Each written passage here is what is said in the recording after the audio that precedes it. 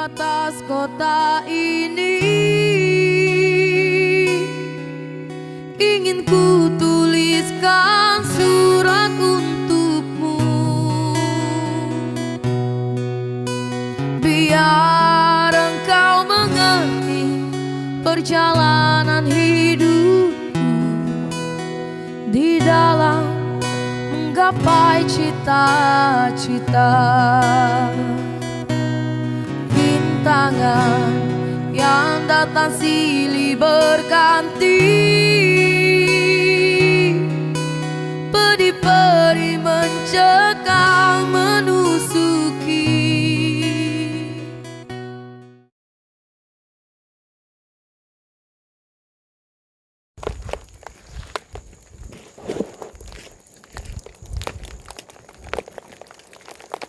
Ya, bismillahirrahmanirrahim.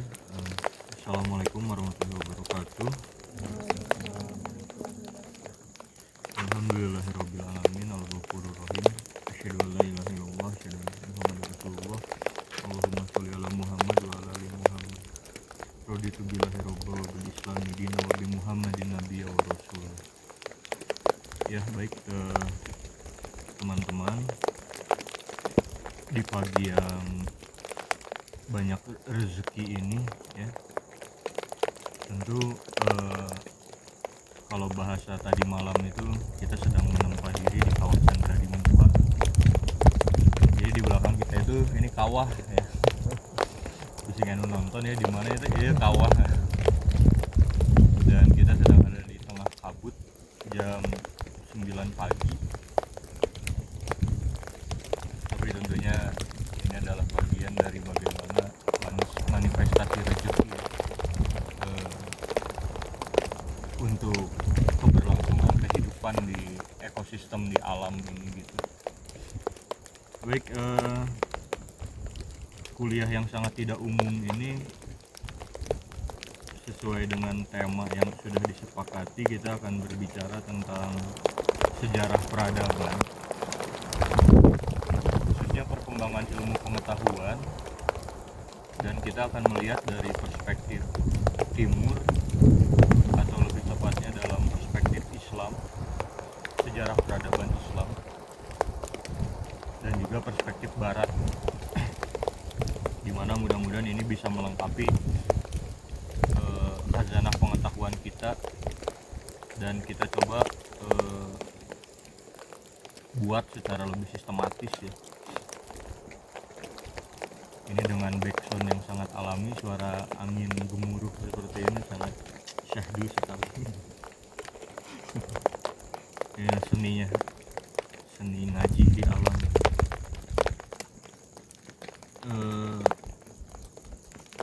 Karena secara cognitive function atau cognitive science, yaitu kelebihan dari manusia itu.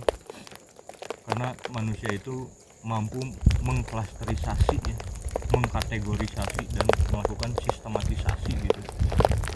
Sehingga kajian kita hari ini kita coba melakukan hal yang serupa, dan tentunya saya sudah menyiapkan catatan. Catatan ini adalah salah satu bentuk dari kemampuan hybrid intelligence yang hari ini digadang-gadang menjadi menjadi eranya kita hari ini, di mana kemampuan kita manusia ditambahkan dengan kemampuan kecerdasan buatan. Jadi saya pun dibantu oleh GPT Premium dari besutan OpenAI, GPT-O1 yang terbaru, untuk membantu di klasterisasi, diklasifikasi, dan di organize lah gitu, diorganize. Jadi mudah-mudahan kajiannya sistematis ya. Baik, kita mulai. Sebelum dimulai, saya ingat saya tuh punya catatan tentang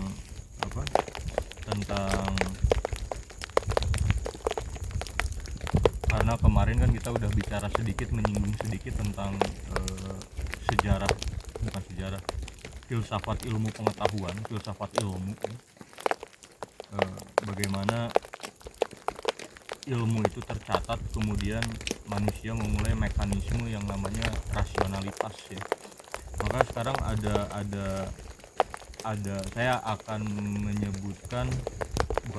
saya akan memberikan gambaran dari salah seorang tokoh filsuf terkemuka, yaitu Richard Feynman,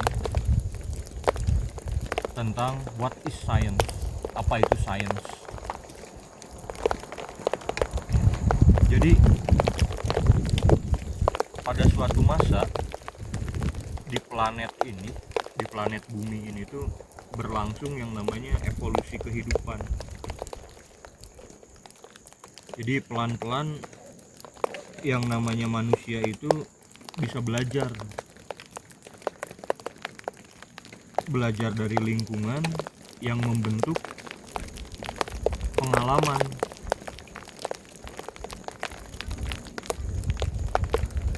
Jadi zaman dahulu itu pengalaman itu adalah ilmu pengetahuan yang diwariskan oleh manusia, diajarkan secara turun-temurun,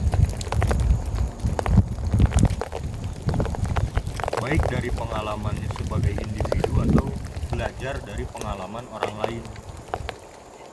Dengan cara apa? Dengan cara ya mengamati. Setelah diamati, kemudian diajarkanlah kepada manusia-manusia yang lainnya itu. Itu bagian pertamanya. Kemudian bagian keduanya, ini menurut Richard Feynman ya, jadi bukan menurut saya gitu. Kemudian pada mulanya cara belajar itu tidak efisien, sehingga banyak manusia itu keburu mati lah gitu, sebelum dapat meneruskan apa yang dia pelajari kepada manusia yang lain tersebut gitu.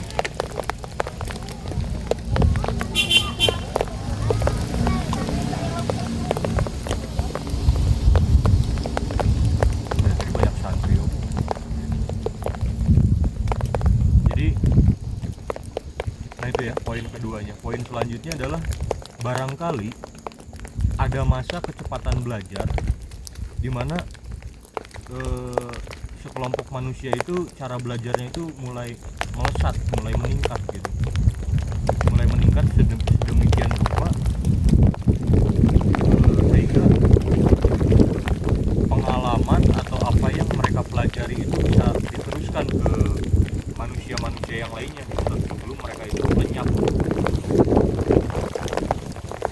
Di sini saya memberikan catatan mengenai realisme sampai dengan anti realisme dalam sains, mulai dari konsensus, konvensi sampai dengan konvensionalisme. Lalu poin yang selanjutnya atau poin yang keempat, jadi lahirlah dalam kelompok itu kemungkinan-kemungkinan baru dalam mengumpulkan pengetahuan itu sendiri. Nah maka selanjutnya ini adalah gejala baru di muka bumi ini, di mana ada spesies yang memiliki kemampuan untuk menghimpun pengetahuan dan mewariskan ke generasi berikutnya.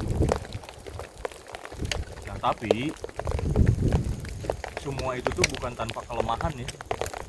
Sebelum kita berbicara rasionalitas tadi, atau sebelum berbicara kaidah-kaidah dalam filsafat ilmu, yaitu logik, empirik, sistematik dan sebagainya.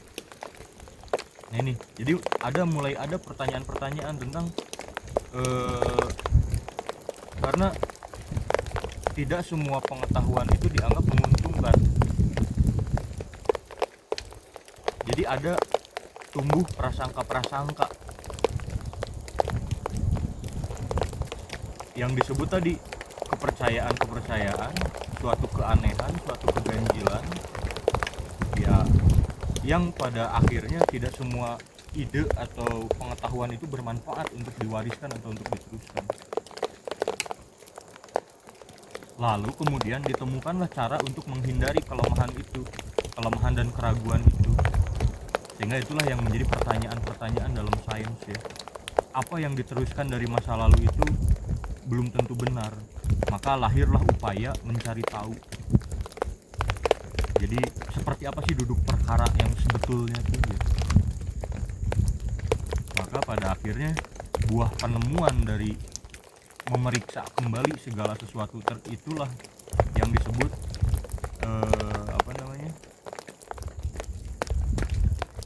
bagaimana kita mensaintifikasi ilmu pengetahuan, mengkodifikasi ilmu pengetahuan. Atau dalam segitiga yang sangat terkenal itu, segitiga knowledge ya, the knowledge triangle, dia ada segitiga. Jadi yang pertama itu adalah data tentu berserakan, di sini juga data semuanya. Kita tahu ini kan tersimpan di memori kita gitu, ini rumput, ini air, ini tanaman, ini tenda, ini pohon. Itu kan semua data yang tersimpan di memori kita. Tapi kan tidak semua data itu bisa jadi ilmu pengetahuan gitu ya, karena ilmu pengetahuan itu harus terkoneksi lah, seperti itu.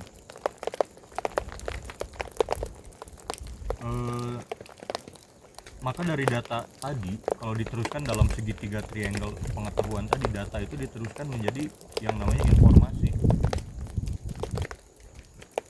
Hanya data-data yang kita butuhkan atau yang bermanfaat lah yang itu akan menjadi satu nilai informasi yang memang kita perlukan untuk kehidupan.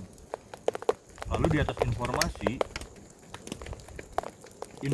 pun itu belum juga bisa kita sebut sebagai ilmu pengetahuan, karena di atas informasi semakin mengerucut lagi, baru itu yang disebut dengan knowledge, ilmu pengetahuan. Dan puncaknya adalah wisdom atau kebijaksanaan.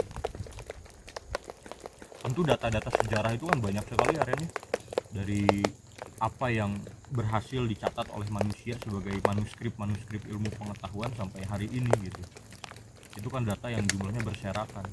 Maka kalau kita mengacu pada hierarki segitiga knowledge tadi, mulai dari data menjadi informasi menjadi ilmu pengetahuan. Nah, tentu kita ingin mengambil kebijaksanaannya dari kajian sejarah peradaban, khususnya bagaimana perkembangan ilmu pengetahuan, khususnya perkembangan peradaban, bagaimana perspektif timur, bagaimana perspektif barat. Nah, tentu wisdomnya itu apa, kita belajar kayak gitu tuh apa. Karena kan ini bukan semata-mata saya mengadakan kajian seperti ini di tengah suasana alam yang sangat syahdu ini, kan bukan tanpa alasan ya. Tapi tentu kan ingin mencoba untuk bagaimana kita itu bisa melahirkan satu wisdom tadi, satu kebijaksanaan tadi, berdasarkan data-data, berdasarkan informasi yang sudah disusun, dan berdasarkan ilmu pengetahuan yang sudah diklasterisasi. Jadi silahkan diambil apa ya kebijaksanaannya yang nanti bisa kita dapatkan bersama gitu ya. Saya sih mudah-mudahan nanti di recordnya mudah-mudahan tidak ya terdengar ya, mudah-mudahan. Tapi biasanya sih kedengeran sih. Karena kalau ini kan ada banyak suara-suara alam yang sangat syahdu.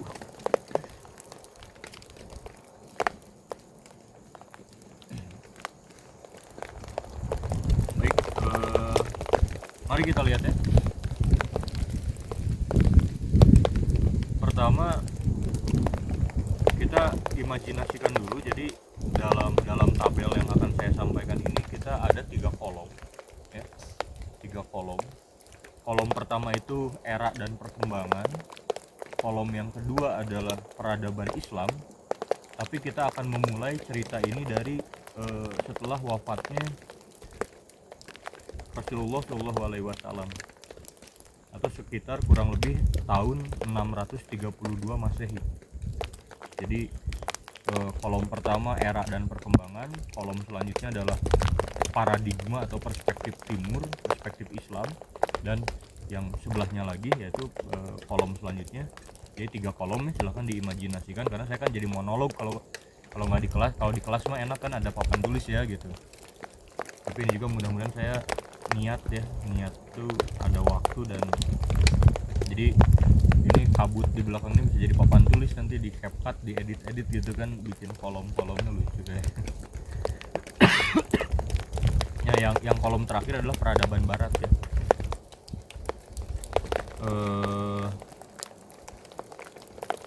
Baik, kita mulai perkembangan peradaban dan ilmu pengetahuan ini di era awal, era pertama, yaitu di tahun 632 Masehi sampai dengan 750 Masehi, di mana itu adalah awal dari kekhalifahan ya.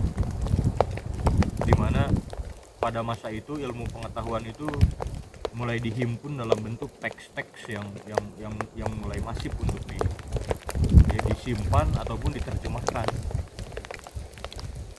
Nah, kalau peradaban barat yang sebelahnya itu kita mulai dari 800 sebelum Masehi. Berarti 800 tahun sebelum tahun 1 Masehi berarti. 800 sebelum Masehi sampai dengan 200 sebelum Masehi. Jadi kita kembali lagi ke era Yunani kuno ya. Jadi filosof Yunani itu Plato, Aristoteles yang gitu kan, yang merumuskan dasar-dasar filsafat awal dulu ya, matematika dan sains awal gitu. Tapi masih ingat sejarah peradaban Islam dari mulainya wafat Rasulullah itu?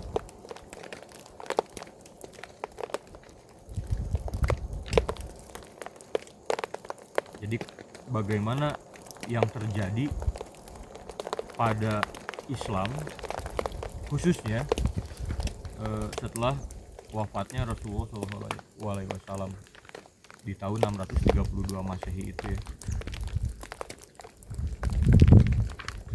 Nah, ini untuk sedikit bercerita aja, kita pakai apa kodifikasi timur dulu. Kita tahu teman-teman nanti kalau belajar sejarah peradaban Islam setelah era wafatnya Nabi Muhammad itu maka periodenya adalah melakukan periode dari sahabat ya. Jadi dimulai dari Khulafaur Rasyidin 632 sampai kurang lebih 661 Masehi. Tapi mungkin kalau ada yang nonton di kanal YouTube kalau harus mengkoreksi karena ini perkiraan tahun, kalau ada yang lebih tepatnya silahkan dikoreksi aja. Dimana pengaruh Islam khususnya di Jazirah Arab itu mulai meluas ya ke Syam, Irak sampai dengan ke Mesir, di mana pusat pemerintahan waktu itu pada era atau zaman dinasti atau periode di Khulafaur Rasyidin itu pusat pemerintahannya itu ada di Madinah dulu, di mana sistem kepemimpinannya itu di sistem kepemimpinan itu dipegang oleh sahabat-sahabat Rasul, mulai dari Abu Bakar, Umar bin Khattab, Utsman bin Affan sampai dengan Ali bin Abi Thalib.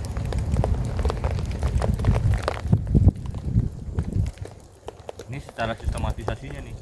Setelah Khulafaur Rasyidin baru ke dinasti Umayyah dari tahun 661 sampai 750 Masehi. Wilayah utamanya mulai dari Timur Tengah, Afrika Utara, sebagian Asia Tengah sampai dengan Andalusia, Spanyol. Pusat pemerintahannya itu ada di Damaskus, Suriah. Dan ini merupakan ekspansi terluas dalam sejarah awal Islam ya. Ini buat mereminder aja ya, merecall.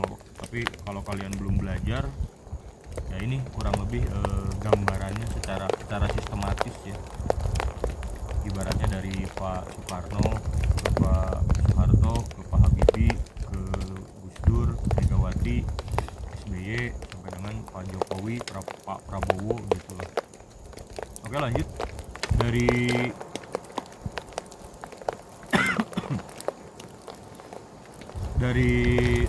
dinasti atau dari dinasti Umayyah itu selanjutnya peradaban di tahun 750 sampai dengan 1258 Masehi. Itu dikenal dengan dinasti Abbasiyah. Kemudian selanjutnya tahun 909 sampai dengan 1171 Masehi yaitu dinasti Fatimiyah.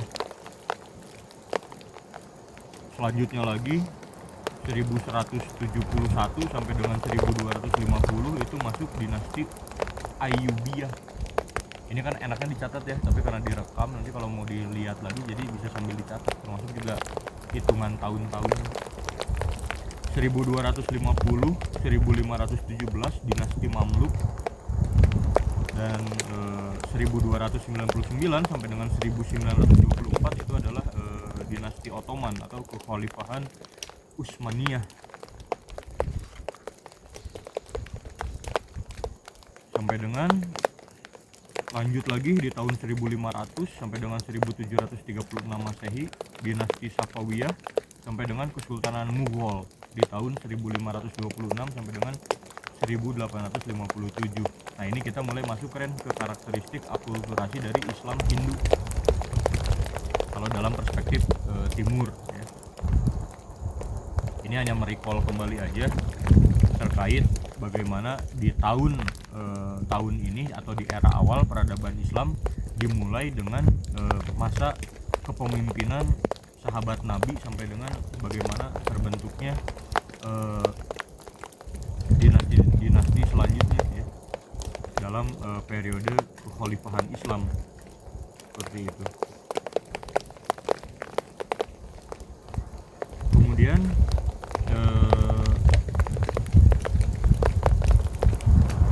sebelum kita masuk ke tokoh-tokohnya ya, tokoh-tokoh besar Islam yang berpengaruh tentunya,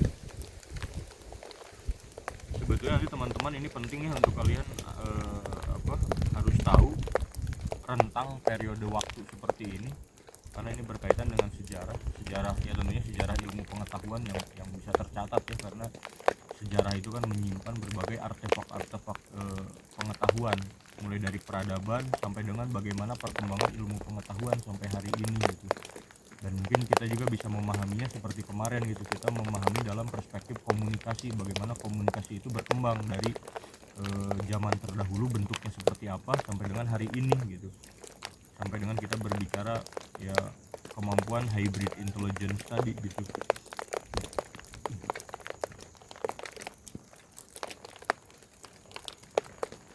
Di peradaban Islam 632 kita kembali lagi ke era awal 632 sampai 750 Masehi, di mana itu adalah awal dari masa kekhalifahan sahabat Nabi yang mulai memimpin, dan perbandingannya dari barat di mana 800 sebelum Masehi sampai dengan 200 sebelum Masehi kita kembali lagi mengacu ke era Yunani kuno.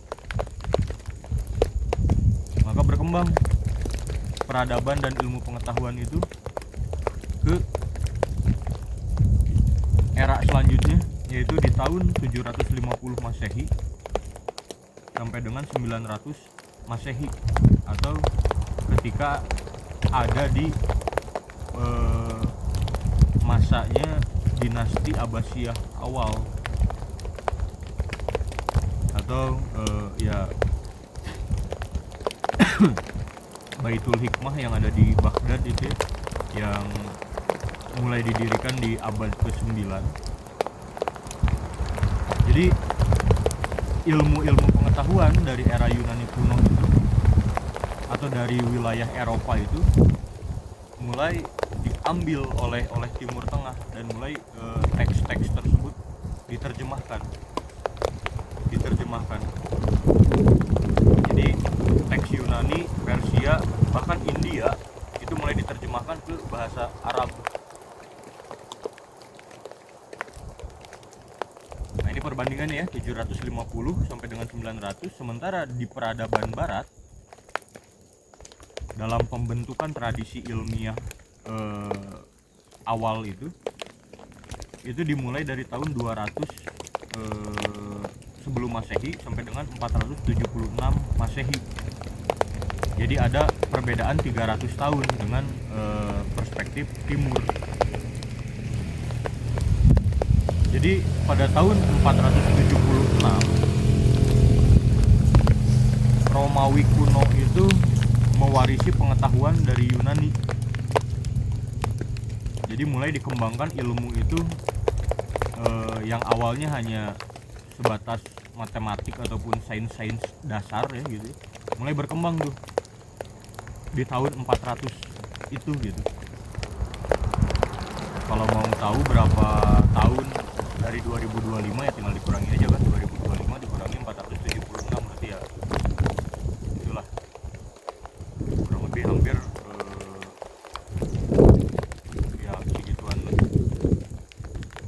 Jadi ilmu itu mulai dikembangkan dalam konteks ilmu-ilmu hukum, teknik sipil, administrasi. Tapi pada saat ini tuh ilmu sains itu masih belum banyak berkembang pesat ya, jadi masih fokus ke ilmu-ilmu terapan ya, terutama di bidang arsitektur ya, karena kita tahu kan Eropa itu sangat kental sekali dengan desain kemampuan arsitekturnya yang sangat melekat sampai hari ini gitu ya, apabila kita mengingat desain klasik Eropa gitu.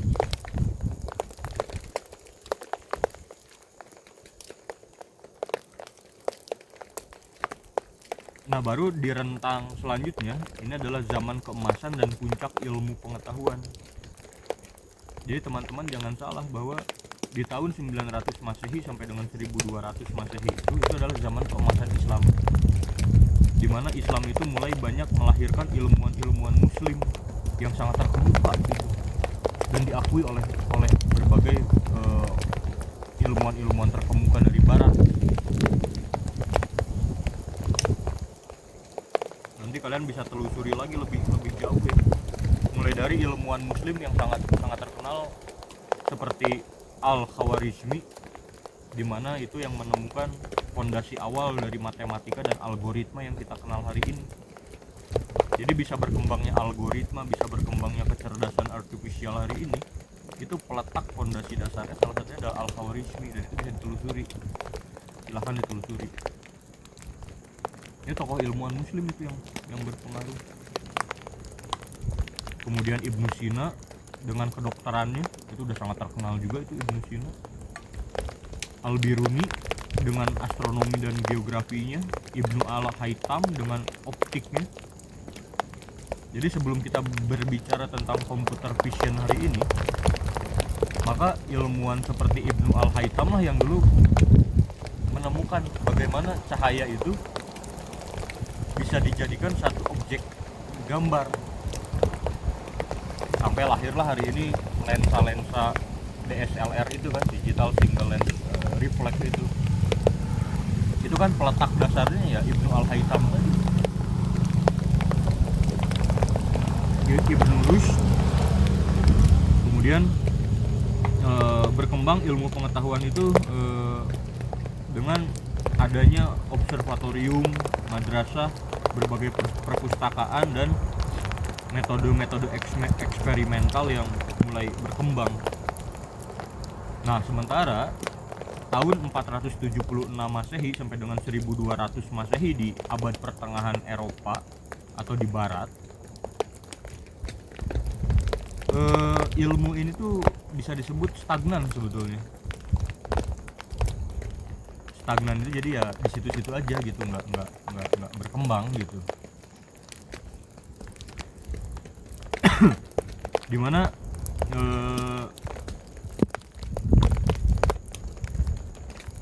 stagnasi ilmu di Eropa ini tentunya salah satunya dijaga ya di biara dan lembaga-lembaga gereja. Jadi pengetahuan Yunani yang masuk kembali ke Eropa melalui terjemahan teks Arab, itulah yang di abad ke-12 itu melahirkan universitas-universitas Eropa yang terkemuka, Oxford. Dan nanti kalian pelajari tuh bagaimana skolastik itu berkembang. Jadi kalau kita ambil secara sederhananya, jadi pengetahuan yang diwariskan oleh Yunani kuno itu diambil dan diterjemahkan oleh ilmuwan-ilmuwan muslim, dan pada akhirnya memunculkan era kejayaan ilmu pengetahuan yang dilahirkan oleh ilmuwan muslim di saat itu yang mendapatkan banyak ya kalau hari ini mah disebutnya mungkin Nobel bergengsi lah gitu. Itu tuh didominasi oleh tokoh-tokoh ilmuwan Islam. Nah barulah dari teks-teks Arab tadi dipindahkan lagi ke Eropa untuk diterjemahkan lagi oleh Eropa, oleh Barat itu gitu. Karena di masa abad pertengahan Eropa itu ya stagnan gitu, nggak berkembang gitu aja gitu.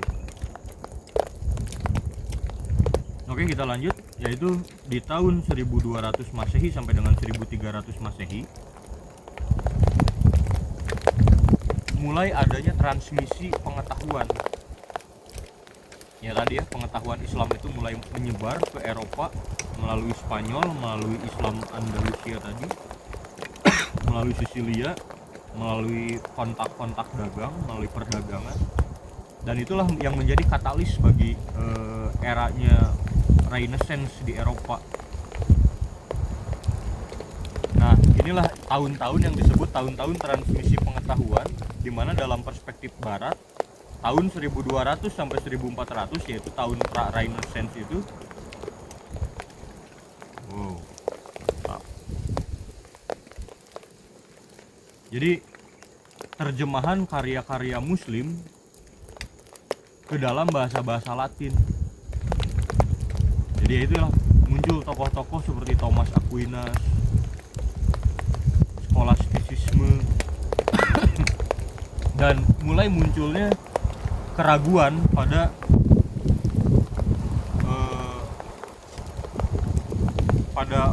apa ya? Mulai muncul keraguan pada otoritas tunggal gereja dalam ilmu. Karena dulu itu ilmu itu dipegang oleh ya pemuka-pemuka agama di gereja ya. Karena apa? Karena dulu itu sangat dipertentangkan sekali antara ilmu dan agama. Karena dianggapnya sains itu adalah hal yang menyesatkan agama. Jadi orang-orang itu lebih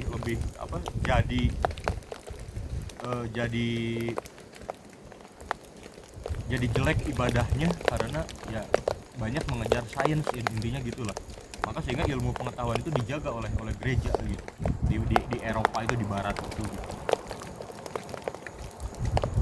Sementara para saintifik membutuhkan melogikakan, merasionalkan ya ilmu tadi. Karena kalau enggak dianggapnya sebagai tahayul, dianggapnya sebagai dogma, dianggapnya sebagai suatu doktrin gitu. Karena agama itu kan ya, teologi itu kan hanya berpusat di dogma, di doktrin gitu kan. Sehingga orang ketika di waktu itu ketika mereka ingin tahu tentang ya ciptaan Tuhan itu ya dianggapnya ya untuk mensaintifikasi gitu kan ya. Kalau kita di Islam kita kan belajar ya bagaimana Al-Quran itu sudah banyak menyampaikan ilmu-ilmu pengetahuan yang mungkin di tahun itu belum terpetakan. Salah satu contohnya yang kemarin kita bahas tentang bagaimana Al-Quran itu sudah memetakan pengetahuan mengenai bagaimana proses kondensasi, di mana kondensasi sendiri bisa kita petakan secara ilmu pengetahuan berapa abad setelahnya. Kondensasi itu proses penguapan air laut mengalami proses kondensasi sehingga jadi kabut kayak gini dan jadi hujan gitu.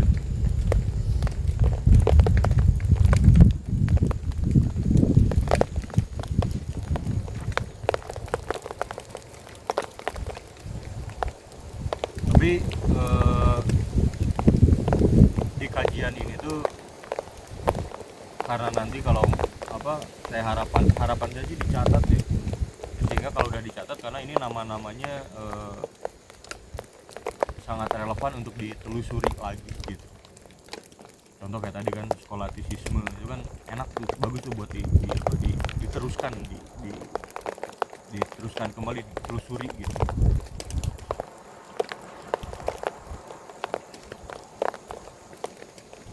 contoh ya tokoh-tokoh semisal Thomas Aquinas gitu kan. Kemudian bagaimana pengetahuan Islam yang menyebar ke Eropa melalui Andalusia atau Spanyol itu kan bisa ditelusuri kembali sebagai khazanah untuk menambah wawasan kita semua tentang bagaimana peradaban, perkembangan, bahkan sampai Islam ini menyebar. Bahkan kita nanti coba komparasikan nanti ya, Islam itu masuk ke Indonesia tuh ketika Timur Tengah tuh lagi ada di masa apa sih gitu. Jadi kita bisa lihat.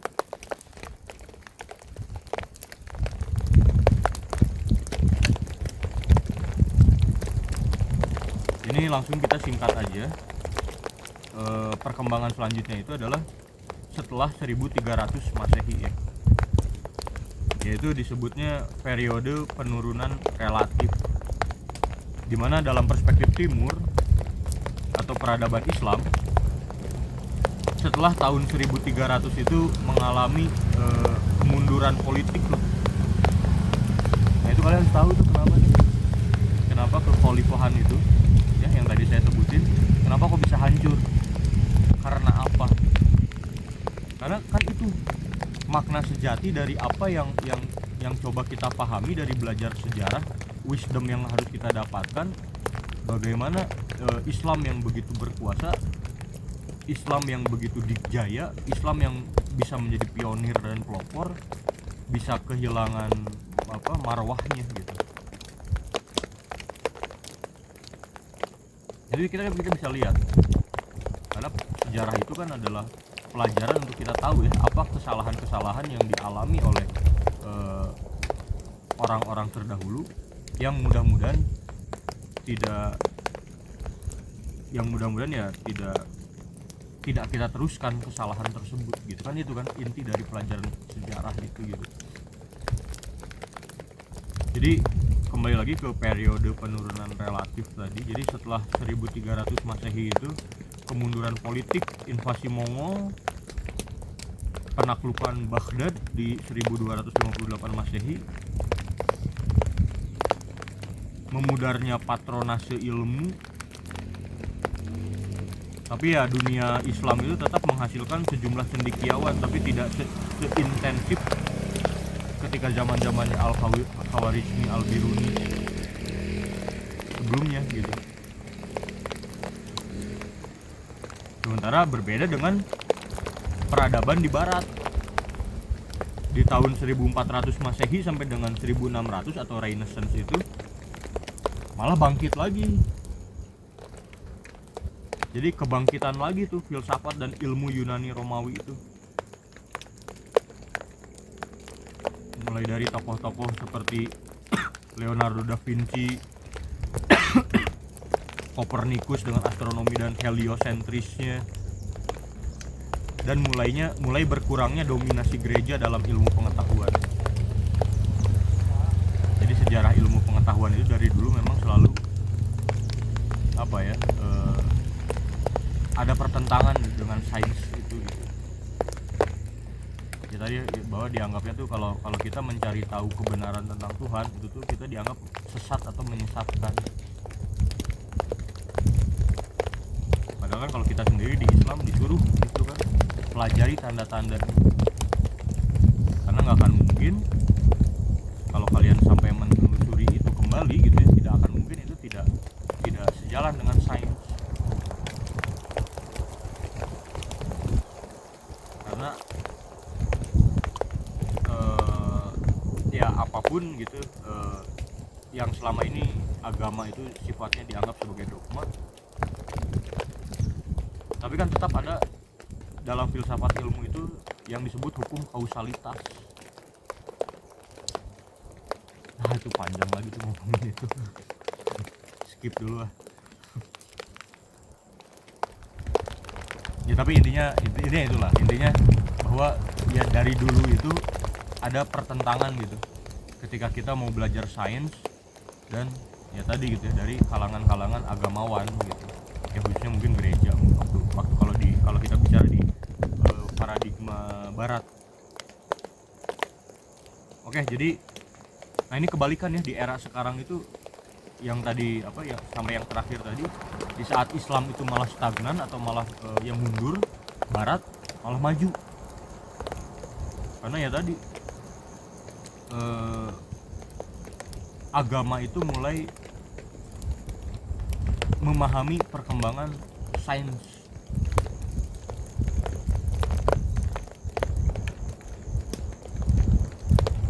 Kalau kemarin kan saya udah bicara sampai ke bagaimana kapitalisme itu kan terbentuk kan.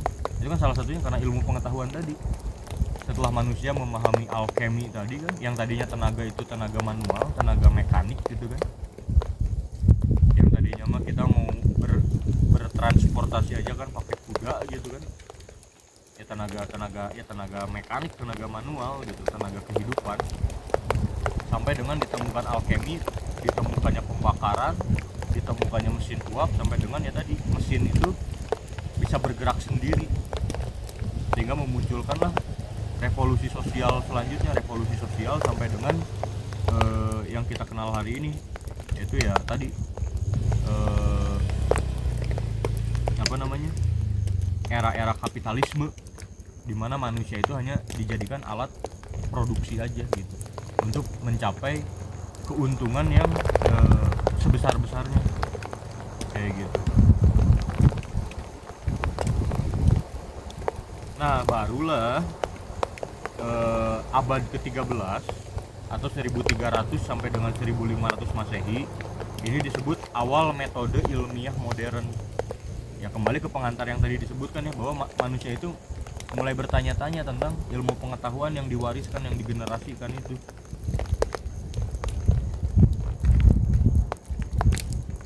Tapi kalau dalam perspektif Islam, dalam dunia Islam itu sebetulnya mulai statis juga sih dibandingkan waktu masa sebelumnya ya, yang Dikjaya itu gitu.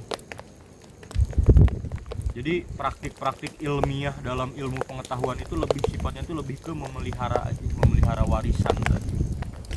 Bukan inovasi gitu. Jadi hanya menjaga aja, menjaga teks-teks, menjaga ya tadi lah, menjaga warisan-warisan perpustakaan, buku-buku tersebut gitu. Bukan pada inovasi. Sementara kebalikannya lagi dengan peradaban di barat di 1600 sampai dengan abad ke-17. Nah ini disebutnya abad pencerahan dan revolusi ilmiah, yang kemarin kita udah sebutkan. Di abad 17 itulah kita mulai memahami alkemi tadi gitu, kimia, fisika, biologi awal atau dasar lah gitu. Tokoh-tokohnya di era pencerahan dan revolusi ilmiah ini dalam paradigma barat, Galileo, Kepler, Newton yang mengembangkan metode ilmiah, hukum alam, fisika modern, Francis Bacon, Descartes yang memantapkan metode rasional dan empiris tadi tuh. Di abad pencerahan inilah mulai barat yang akan nantinya semakin mendominasi. Karena tadi inovasi, mereka itu terus berinovasi, kreatif thinkingnya itu berjalan. Karena ya tadi ilmu itu digunakan untuk melakukan enchant, kalau bahasa gaming kan enchantnya gitu. Jadi kita nemukan item pedang level 1 dikombine dengan batu level berapa, di enchant jadi pedang level berapa gitu, naik level gitu, di enchant. Ilmu pengetahuan itu di enchant gitu. Sehingga memunculkan hal-hal baru tadi.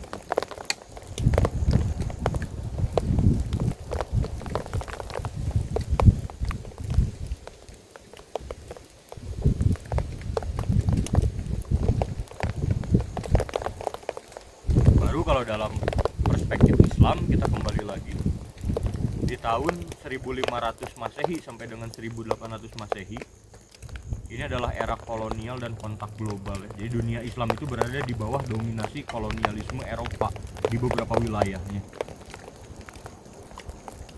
Lalu ya itulah muncul perkembangan sains dari barat yang datang ke timur tuh. Nah, beda lagi dengan barat abad ke-17 sampai dengan abad ke-18 itu pencerahan tingkat lanjut, dan ya tadi yang kemarin kita jelaskan terjadinya revolusi industri. karena percabangan ilmu itu jadi lebih spesialis. Kimia modern, biologi, ditemukannya mesin uap, sehingga mulailah terjadinya proses industrialisasi tadi ya. Dan universitas serta akademi sains itu semakin mapan.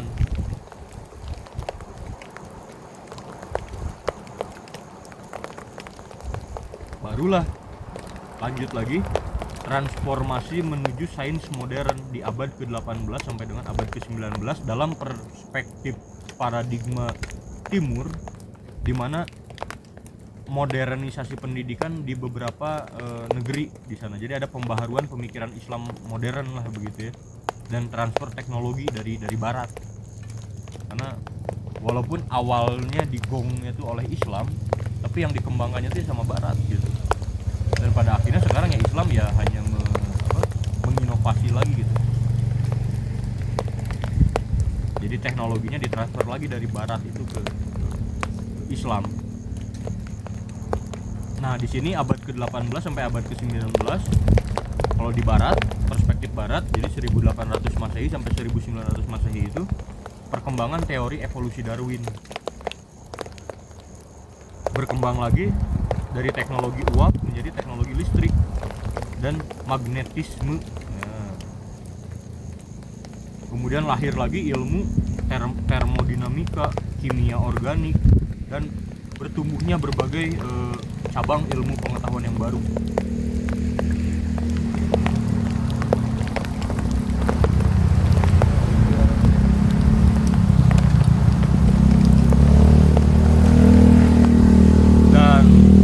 Terakhir di abad ke-20 sampai sekarang ini, atau 1900 Masehi sampai 2025 sekarang, ya kita negara-negara muslim masih berusaha untuk merdeka dan berusaha bangkit kembali untuk memunculkan kembali semangat ilmiah tadi gitu ya. Mulai muncul banyaknya investasi dalam riset sains modern, dan ya karena kita udah masuk era globalisasi, jelas ya pertukaran pengetahuan secara global itu semakin tinggi sekarang itu. Sementara dalam paradigma barat dari abad ke-19 itu, tahun 1900 itu sampai dengan sekarang mulai berkembang ya itu puncaknya ini ya, fisika kuantum, Planck tuh, dikembangkan lagi teori-teorinya Einstein itu di fisika kuantum. Makanya hari ini kita sudah sampai ke level komputer kuantum. Itu abad ke-19 itu, tahun 1900 barat tuh sudah mulai untuk melacak itu gitu. Teknologi informasi, bioteknologi, ruang angkasa, revolusi digital, dan hari ini kita tahu bahwa dominasi sains barat itu mengglobal. Itu kurang lebih teman-teman gambaran singkatnya mah itu yang bisa kalian pahami bagaimana perspektif barat, perspektif timur. Dan jangan pernah kita lupakan bahwa kita memahami kecanggihan-kecanggihan hari ini itu adalah adanya dominasi-dominasi pengetahuan dari para pendiri-pendiri ilmu pengetahuan terdahulu, dan itu diakui oleh teknologi hari ini. Itu diakui bahwa tokoh-tokoh ilmuwan muslim itulah yang menjadi salah satu pemegang kuncinya gitu ya. Ya mulai dari tadi kan, bagaimana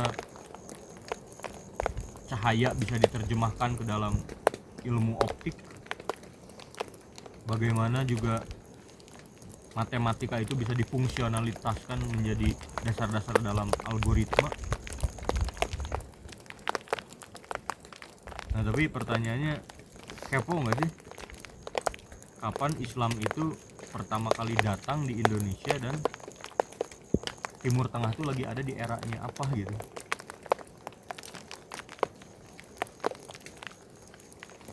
Ada yang tahu nggak?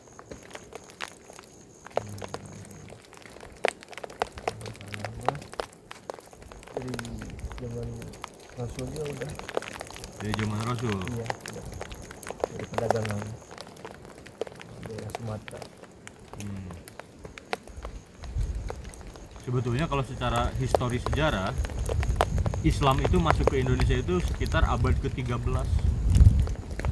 Makanya kita coba komparasi abad ke-13 itu di mana nih? Karena era Rasul itu adalah sekitar tahun 632 Masehi lah, itu tahun-tahun di mana Rasul itu hidup. Jadi tidak begitu ternyata.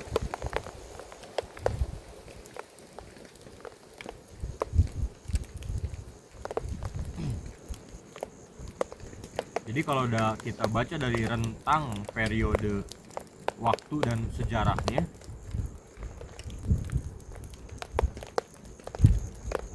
terutama kita harus kembali lagi ke sejarah kekhalifahan ya. Ternyata Islam itu mulai berkembang, tapi berkembangnya pertamanya melalui apa ya, tahu nggak, di Indonesia ini? Ya, perdagangan. Rute awalnya di mana, tahu nggak? Sumatera. Ya, Sumatera. Nah ini yang kayak gini tuh kita tetap harus harus punya ingatan tentang wawasan sejarah perkembangan kayak gini, teman-teman. Jadi kurang lebih ya, kalau kita bicara perkembangan Islam masuk ke Indonesia itu di awal abad ke-13, yaitu ketika masanya ya kekhalifahan Utsmaniyah atau Ottoman di Timur Tengah tuh lagi di situ gitu. Nah itu baru, jadi ketika masa kekhalifahan itulah Islam mulai menyebar pengaruhnya sampai ke Indonesia. Termasuk juga kalau kita bicara peradaban, coba kita lihat ya bagaimana periode era di Indonesia sendiri, mulai dari zaman prasejarah sebelum abad keempat dan awal kontak budaya, di mana masyarakat Indonesia itu, nah kita masuk ke sejarah Indonesia nih, tambahan lah, masyarakatnya bercorak agraris. Kita tahu peradaban megalitikum dan berbagai pengaruh budaya India yang mulai meresap melalui perdagangan. Bukti tertua peradabannya, nah itu kerajaan Kutai itu. Silakan ditelusuri lebih jauh. Itu adalah pengaruh Hindu-Buddha awal di Indonesia tuh. Lalu abad ke-4 sampai dengan abad ke-7 kerajaan Hindu-Buddha awal, sehingga muncul tuh banyak kerajaan yang bercorak Hindu-Buddha pertama di Nusantara ini, yang berpengaruh tentunya ke yang banyak mendapatkan pengaruh dari literatur India, mulai dari sistem kepercayaan, seni, sampai dengan yaitu tadi aksara yang berkembang. Kerajaan Kutai di Kalimantan, Tarumanegara di Jawa Barat. Baru dari kerajaan Hindu-Buddha awal masuk ke abad ke-7 sampai 10, yaitu ke periodenya Sriwijaya dan Mataram kuno. Dimana ya Sriwijaya itulah pusat-pusat pengkajian Buddha ya. Dan jalur dagang internasional kerajaan Mataram kuno di eranya Wangsa Sailendra sama Sanjaya tuh. Itu mulai tuh pembangunan tuh monumen terbesar yang jadi warisan dunia sampai hari ini, Candi Borobudur.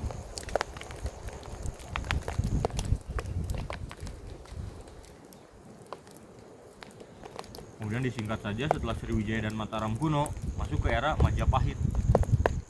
Nah di situ tuh, dimana kerajaannya Majapahit yang oleh rajanya itu Hayam Wuruk, dan Majapahit Mahapati Gajah Mada itu dengan sumpah palapanya yang terkenal itu, dimana kerajaannya itu menghegemoni berbagai wilayah di Nusantara ini. Ada integrasi politik, sosial, budaya. Nah barulah setelah Majapahit masuklah Islamisasi Nusantara tadi, pengaruh Islam yang berkembang. Atau ketika di era kekhalifahan Utsmaniyah tadi, kalau dalam paradigma Timur Tengah tadi, mulai masuk Islamisasi Nusantara Islam mulai berkembang melalui jalur-jalur perdagangan, muncul kesultanan-kesultanan Islam di pesisir Demak, Banten, Aceh, Ternate, Tidore. Ini saya juga sambil menyiapkan catatan gini tuh, hitung-hitung saya juga punya buku juga gitu, dan karena kan nama memori kayak gini kita juga bisa lupa ya, ini kita bisa catat, bisa simpan juga gitu, sekaligus juga bisa disebarluaskan juga gitu.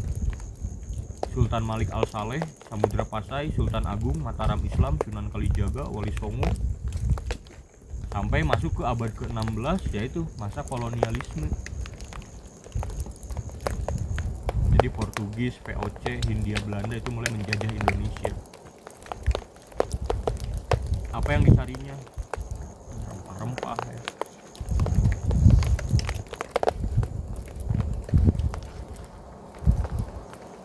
Kalau di barat abad ke-16 itu lagi ngapain? Yang tadi aja balik lagi. Iya, di Renaissance. Masih belum terjadinya revolusi industri berarti, karena itu kan terjadi di abad ke-17.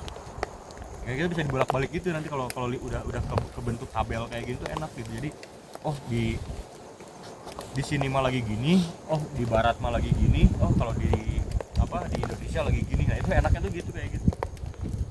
Jadi kita punya peta, punya main mappingnya gitu, kita punya bisa mapping gitu enaknya gitu.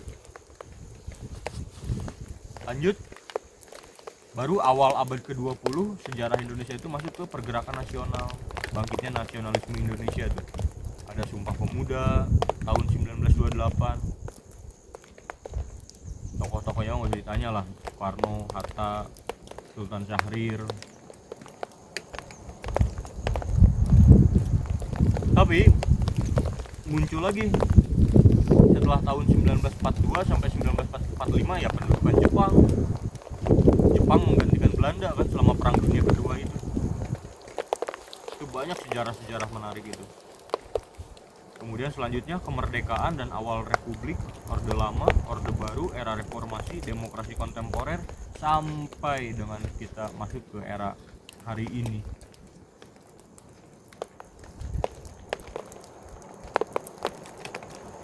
Saya tuh punya catatan tuh, khususnya catatan saya itu catatan tentang sains dan pengetahuan sih sebetulnya. Ini kalau kita bedah topiknya bagaimana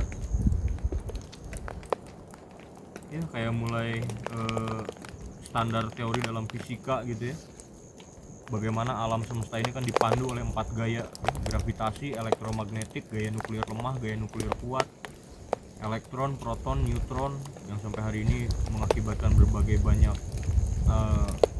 kecanggihan lah gitu. Dan ya tadi bagaimana kita bisa mengambil nilai atau hikmah pembelajaran dari ketika manusia itu mulai memahami dan menginovasi ilmu pengetahuan, sehingga yang masih menjadi misteri dan pertanyaan hari ini adalah justru di abad ke-20 ini manusia itu kembali lagi mempelajari tentang cognitive functionnya. Jadi tema-tema hari ini itu adalah kesadaran gitu. Jadi sains itu mulai mencoba untuk memetakan kesadaran itu apa sih gitu. Tapi sebelum ke situ ya kita pun harus tahu sebetulnya sih, memetakan bagaimana ilmu-ilmu sains kognitif itu berkembang. Kalau dalam psikologi dasar kan ya itulah hanya atensi, memori. Dari memori kemudian lahir pengambilan keputusan baru terjadi konsepsi antara kognitif dan behavior. Jadi memahami apa yang terjadi dalam proses berpikir kita itu sejujurnya adalah salah satu yang paling merevolusi ya, karena pada akhirnya mempelajari dasar-dasar dari network system itu yang melahirkan teknologi-teknologi hari ini.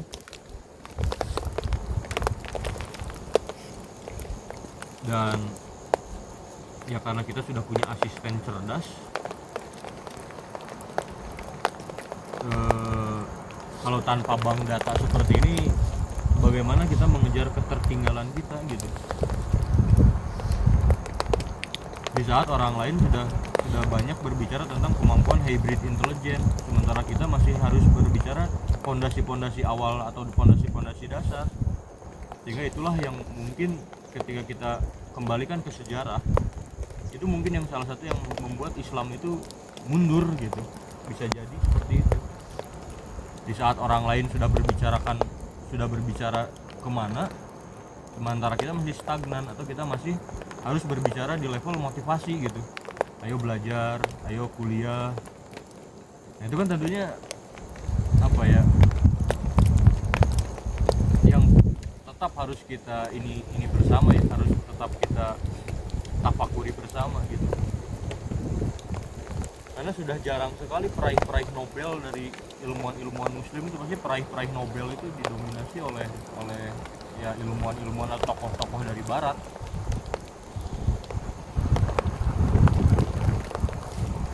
Jadi kalau ada waktu kita lanjutkan dengan ya memetakan bagaimana, karena ilmu hari itu kita juga salah satunya memahami juga tentang sains kognitif tadi.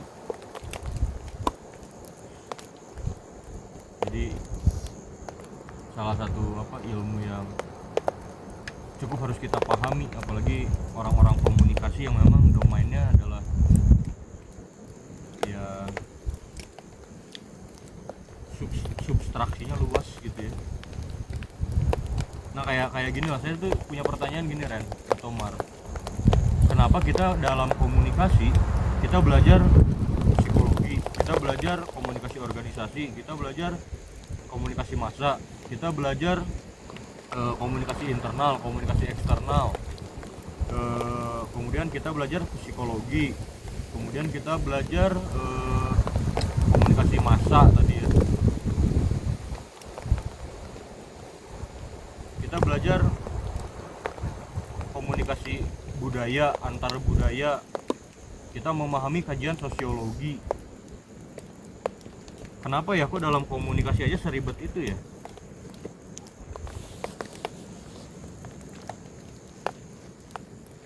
Lalu apa pentingnya bagi orang-orang komunikasi untuk memahami itu semua? Apa itu akal-akalan aja biar ada mata kuliah gitu, biar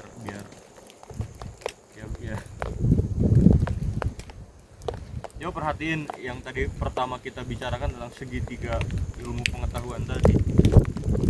Itu kan data menjadi informasi menjadi pengetahuan menjadi apa?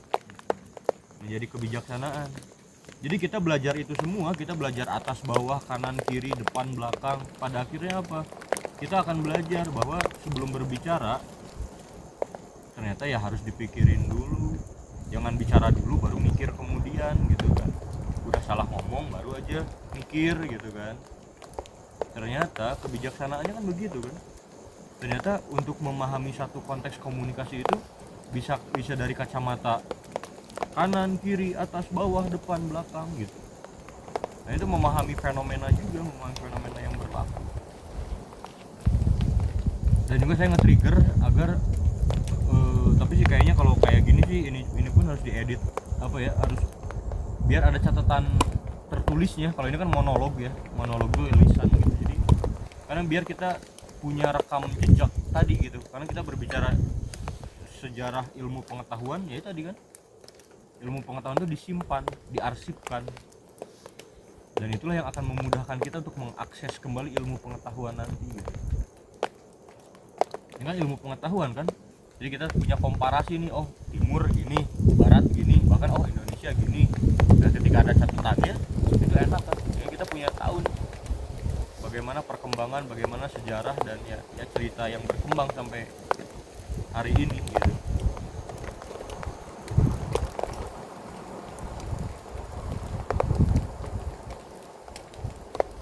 Ya mungkin itulah teman-teman ya, sebenarnya kalau bicara lebih lanjut sih ini apalagi kalau kayak tadi gitu kita berbicara sampai ke ranah filsafat kosmologi, hukum kausalitas, itu bakal kemana-mana banget. Tapi tapi saya mah hanya ingin mencoba untuk memetakan agar kita pahami kembali rentang periode tadi, dan ini sudah dibuat secara sistematis, runut juga ya, walaupun mungkin karena ini kan jatuhnya seperti monolog ya, padahal kan ada data-data juga di sini tuh, yang data-data untuk ditelusuri kembali gitu Ren, di tracing lagi gitu sendiri gitu. Karena ya tugas kita mah yang menyampaikan data, ya silakan dipelajari lagi untuk lebih memahami substansi dari apa yang hari ini kita bicarakan gitu di tengah kabut yang begitu mesra ini tuh.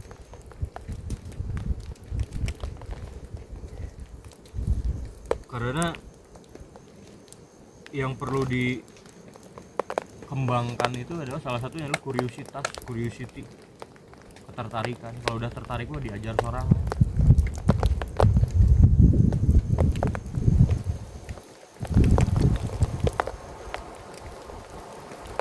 Kalau mengandalkan guru mah kan ya, guru juga kan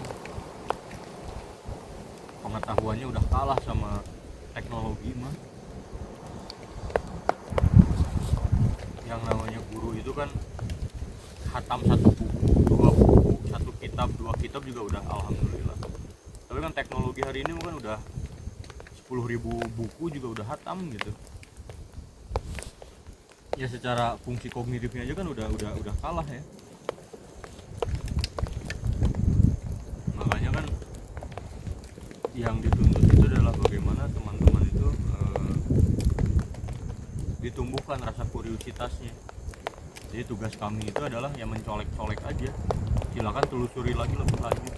Tadi kan udah banyak sekali tadi kalau di apa ya, kalau mendengarkan mah langsung hilang ya, tapi kalau di kalau melalui recording mah nama-nama tadi itu bisa dicatat dan ditelusuri lagi. Tadi saya nyebutin nama apa, tokoh apa, bisa ditelusuri lagi. Saya menyebutkan kategorisasi ilmu apa, atau bahkan perkembangan apa, konteksnya apa, konsepnya apa, itu bisa ditelusuri lagi nanti agar lebih memperkaya wawasan kita. Ya segitu teman-teman ya, jangan lama-lama karena kedinginan di tengah suasana yang syahdu ini. Ya selamat belajar. Mudah-mudahan pertemuan kita yang sederhana ini tuh bisa membangkitkan berbagai kuriositas. Agar apa kebijaksanaannya? Kalau kita mengacu ke segitiga knowledge tadi, minimal kita menyikapi zaman hari ini yang semakin berkembang tuh kita tidak kita tetap bisa berdaya saing mudah-mudahan. Jadi di saat orang itu sudah sampai kemana, mudah-mudahan kita pun tetap bisa mengikuti hal-hal tersebut gitu. Terutama orang-orang komunikasi yang notabene-nya jadi orang-orang komunikasi itu, selain ini adalah gelar atau titel yang akan melekat seumur hidup ya, salah satu tantangan jadi praktisi komunikasi itu adalah up to date. Jadi harus bisa berbicara sesuai konteks kekinian dan harus tahu perkembangan itu gitu, sudah sampai semana, sejauh apa gitu ya, hal-hal semacam itulah gitu teman-teman. Jadi saya sangat sarankan kalian ya telusuri kembali gitu.